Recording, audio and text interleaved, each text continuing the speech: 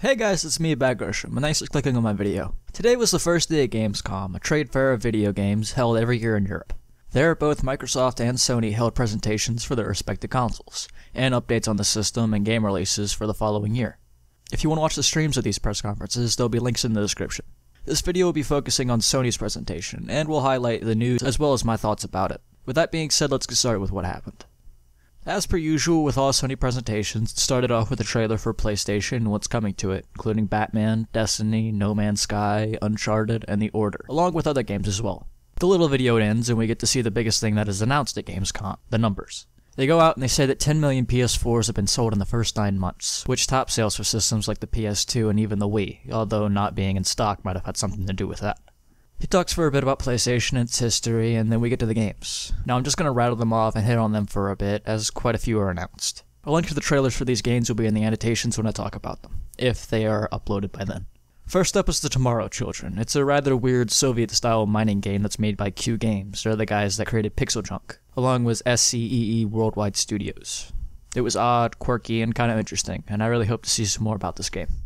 Next up is The Vanishing of Ethan Carter. It seems to be a mystery game made by the astronauts. No gameplay was shown, but it was still pretty, and it looked to have great creepy atmosphere. Once again, you need to see more, but it was still rather interesting. Next up is Mike Bithell. He's the guy that made Thomas is Alone, which is one of my favorite indie games.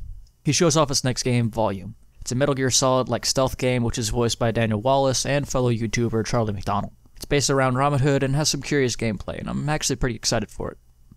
After that is Hollow Point. It's a side-scrolling shooter made by Paradox. I like Paradox, but this game doesn't really hold my attention much. Rune Master was also announced by them, but more will be shown in the game in the future. Now comes the one that I'm kind of nervous about, which is Dean Hall announcing DayZ for the PS4. The PC version is still in development, and it's way too early in my opinion to announce this game. Maybe if they waited for E3 and they had more time to work on the PC version, I would be a little bit less nervous. But hey, if it works out for them, I can't really say anything about it. Next up is Hellblade, made by the Devil May Cry makers Ninja Theory. It's a good looking trailer, but some gameplay would have been nice, as cinematics don't really show off the game that well. I do enjoy the work though, so this game is still on my radar. Rime came out after that, and that's a cel-shaded game based on Tequila Works. It was bright, vivid, and it was really fun to watch. There was also a brief showing of games like Papers, Please, Cube 2, Either One, and In Space We Brawl, so that got me pretty amped up.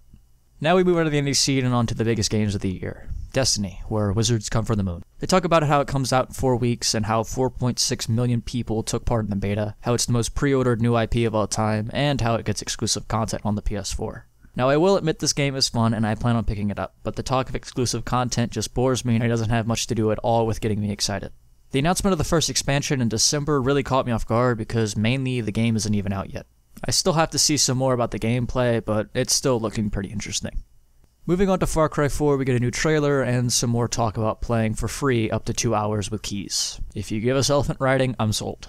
I had an insane amount of fun with Far Cry 3 and these trailers are really hyping me up for it. Shadow of Mordor is up next and we get to see some stuff. It comes out October 3rd and if you're a Lord of the Rings fan, it seems to do it justice. After that is Metal Gear Solid and it shows off its box tactics. And I was actually kind of laughing whenever they put a PS4 box on its head. It wasn't exactly great gameplay, but hey, it's still better than nothing. Now comes something cool, which is a trailer for PT. It's an interactive demo on the PlayStation Store. Having tried it before making this video, I have to say, download it now. I'm not giving you any other information, just trust me. But if you do have any heart problems, downloading it might not be a good idea. We move away from the games for a bit and we get to talk about some stuff involving the PlayStation brand. Starting off with System Update 2.0 for the PS4. Now I'm making a separate video to talk about this subject, which you can see here. It has the ability to find friends, upload share clips to YouTube, and it actually has a pretty cool feature that lets you play co-op with your friends over the internet, even if you do not have the game. Now this saying can confuse some people, so I'm mentioning games like FIFA and Towerfall to help explain.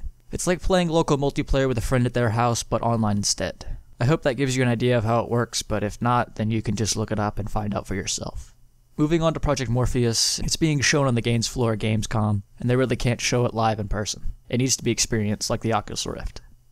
Some other news includes PlayStation Now coming to Europe in early 2015, and the PlayStation TV is out November 14th and comes with 3 games. Speaking of games, more were shown off, starting with the unveiling of Until Dawn. It's a horror game, it looks spooky, moving on. Now we get some Driveclub footage and some live gameplay. It's pretty glossy and it comes out October 8th, assuming they don't push it back for another year. Now I will say that the weather system is extremely good looking, and I will give it a shot when it comes to PlayStation Plus. Now up next is the game that actually gave people the reason to buy the Vita.